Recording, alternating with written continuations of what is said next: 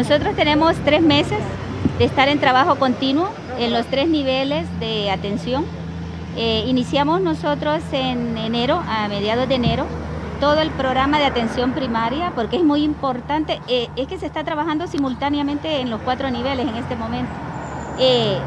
Por mientras llegaba el segundo nivel, adaptándonos al segundo nivel, preparar el tercer nivel y San Pedro Sula, que está en cuarto nivel. Entonces se trabaja simultáneo en todas las áreas, no se tiene que descuidar ninguna, pero nosotros seguimos reclamando que a la población debe de seguir las medidas que se le ha definido, ¿verdad?, por parte del Estado. Debe de seguir teniendo toda la prevención para evitar, porque esa es como la contención para que no colapse el sistema de salud. En la parte de insumos, doctora, ¿cómo están? Porque se ha denunciado que todavía hay médicos que están reclamando que no hay los suficientes insumos. Sí, los insumos han estado, incluso los insumos estuvieron un mes antes para que todo el personal en la fase 3 pudiera tener entrenamientos. Hemos tenido insumos, pero los insumos se van distribuyendo por los niveles de atención. Entonces hay que estar trabajando un poco más en educación, cuáles son los niveles, cómo debe de ir cada nivel con los insumos propios. También hay una discrepancia con respecto a las pruebas. ¿Cuántas pruebas tienen? Hay una discrepancia con respecto a las pruebas rápidas que dicen que no funcionan. No, es que no hay discrepancia. Recuerde que esto es nuevo. Entonces hay que ir haciendo protocolos y ir ajustando porque cada semana nosotros hacemos evaluaciones y hacemos cambios de los protocolos. Las pruebas rápidas no son pruebas diagnósticas, son pruebas para saber que usted ya tuvo contacto. Nosotros las pruebas rápidas las tenemos para tamizajes, cercos epidemiológicos y van a ayudar mucho. Miren que vamos cambiando de fase. Las pruebas rápidas van a ayudar mucho cuando empiece toda la reinserción laboral. ¿Cómo voy a ir haciéndola? Porque tampoco vamos a estar enfermos, pero va a haber un momento que vamos a llegar a trabajar. Y el virus se quedó, el virus está aquí permanente y no vamos a tener... lo que queremos tener es como organizar y hacer protocolos de cómo vamos a ir trabajando. Las pruebas PCR, que son las PCR, son pruebas ya confirmatorias que son fragmentos del virus, que sí son las que está haciendo CESAL.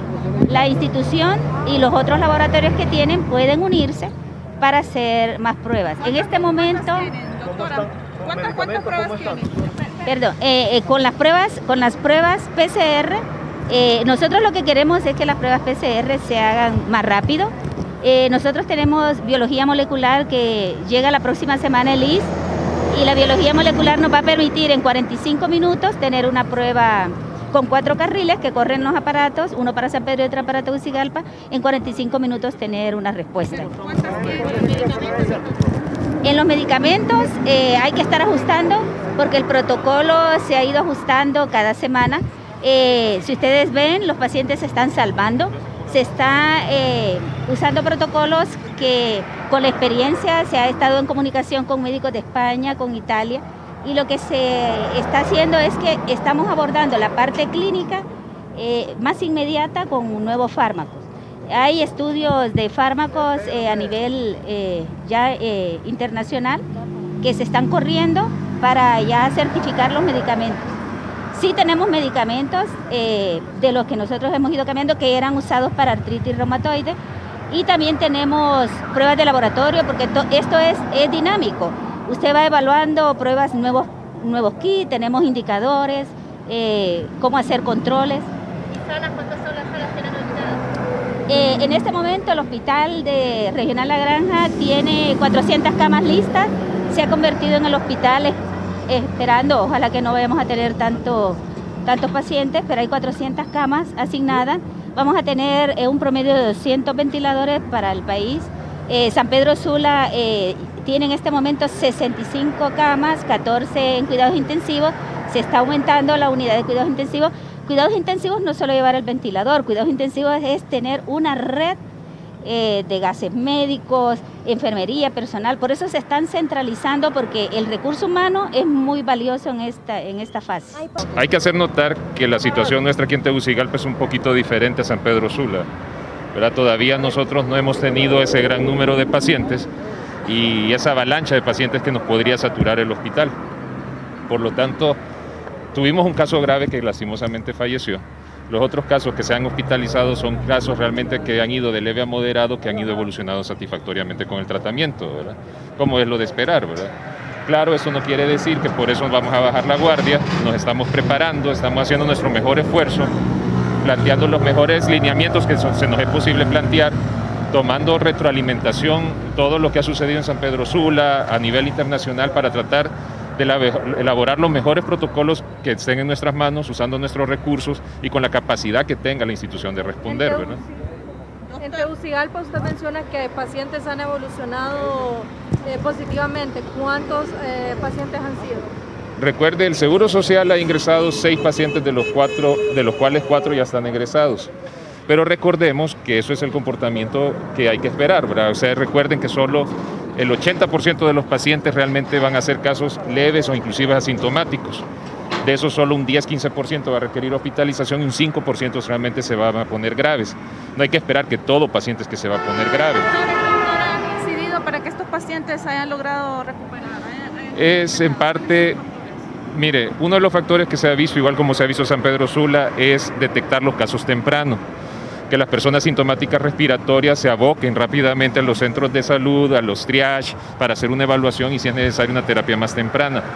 No dejar que el cuadro evolucione mucho y ya llegar en condiciones un poco más graves o complicadas que pues ya vuelve más difícil el manejo. Dentro del hospital realmente es apegarse a los tratamientos y a los protocolos que ya hemos establecido y también lo otro es en los pacientes graves, pero eso más en San Pedro Sula, ellos mismos lo han dicho, pues hacer un monitoreo más exhaustivo de los mismos y tomar las decisiones lo más temprano posible sobre los tratamientos que ellos que se han planteado. En el caso de los fallecidos, porque hay mucha suspicacia por parte de la población de que no han muerto por COVID, que quizás por otras patologías. Pues los que se declaran fallecimiento es por COVID confirmado. O sea, los pacientes que han fallecido en el Seguro Social han sido porque se les ha confirmado la presencia de COVID, o sea, a través de la PCR, que es el diagnóstico que se hace. Claro, acuérdense que la mortalidad de esos pacientes en cuidados intensivos una vez que caen a ventilación mecánica es alrededor del más del 50%, aún en los mejores hospitales, ¿verdad? O sea que la mortalidad es alta. Por eso, como hemos dicho, lo importante es la prevención, eso es lo más importante de esta epidemia, el monitoreo temprano de los pacientes, el tratamiento precoz en aquellos que los necesiten para que tratemos de evitar que lleguen a pacientes muy graves, ¿verdad? Porque ya se complican mucho más, necesitan tratamientos más específicos y ya va a depender mucho también de cómo responde la persona al tratamiento. Los que están en cuidados intensivos, ¿cuál es la situación de salud de ellos? Pues nosotros en este momento no tenemos pacientes en cuidados intensivos, ¿verdad? Son en San Pedro Sula. Por ahí sí tendría que preguntarles directamente a ellos, o lo que nos han dicho es que algunos van evolucionando satisfactoriamente y por lo menos no han declarado más defunciones en los últimos días. Pero ¿El protocolo que debe seguir ya en caso de pacientes intensivos? Los protocolos ya están, ¿verdad? Y están establecidos, hemos hecho cierto consenso entre todos los intensivistas del Seguro Social, entre San Pedro Sula y Tegucigalpa. En este momento, como le digo aquí, por suerte y gracias a Dios hasta el momento no hemos tenido esa serie de casos, pero en el momento pues ya creemos que hemos tomado suficiente información como para empezar a implementar, pero recuerden que los protocolos no van a ser fijos. En esta epidemia, como es algo nuevo, las cosas van cambiando día a día. Cada día se van descubriendo cosas nuevas, cada día se van estableciendo nuevas pautas y tenemos que ir a veces ser bien flexibles y ir analizando si tenemos que ir haciendo cambios en el camino según la evidencia que va saliendo. ¿Qué pruebas rápidas y pruebas largas tienen?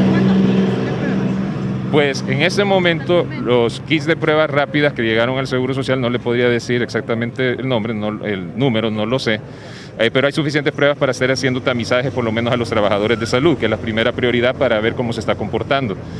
Las pruebas rápidas realmente son para tamizaje poblacional, lo que quiere decir es identificar grupos que han sido expuestos y a través de esos grupos poder ir identificando zonas en el país donde se puede ir haciendo cercos epidemiológicos. Las pruebas de diagnóstica rápida, como lo dijo la doctora Alvarado, estamos pendientes de que lleguen al Seguro Social probablemente la otra semana, ¿verdad? En cuanto al equipo de bioseguridad, ¿se encuentra suficientemente abastecido en el Seguro Social de Tegucigalpa? Mire, por el momento tenemos equipo de seguridad, ¿verdad?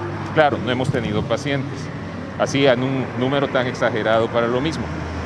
El tiempo irá diciendo porque lastimosamente todo va a depender del número de pacientes si esto se vuelve una epidemia de gran escala, independientemente de los números de equipos que tengamos, probablemente no vayan a ser lo suficientes para atender a un gran número de pacientes. Volvemos a lo mismo.